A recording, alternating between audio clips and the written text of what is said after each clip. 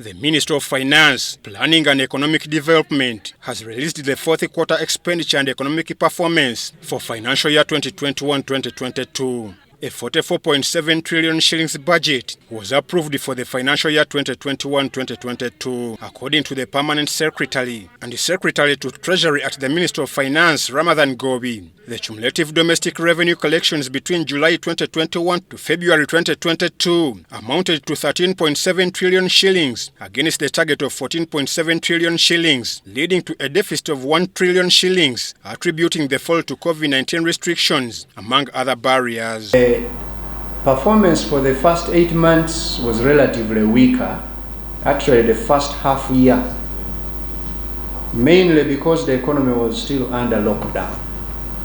Some sectors were not allowed to perform at all.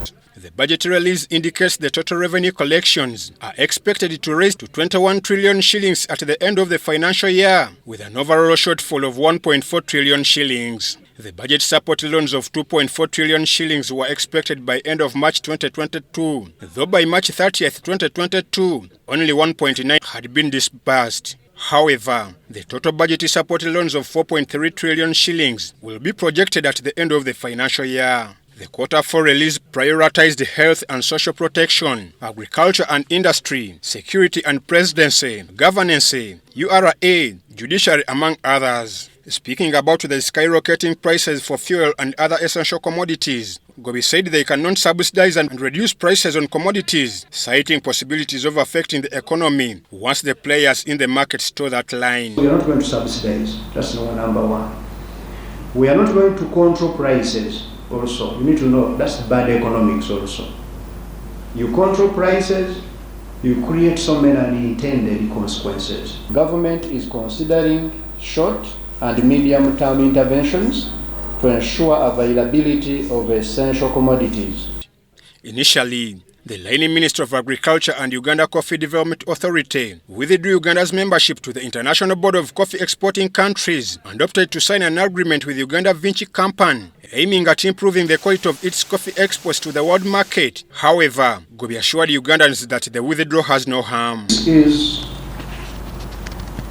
a 60,000-ton capacity coffee processing plant which has ever been proposed or built in this country, and it is going to support the realization of the government target of increasing coffee production from the current 7 million bags,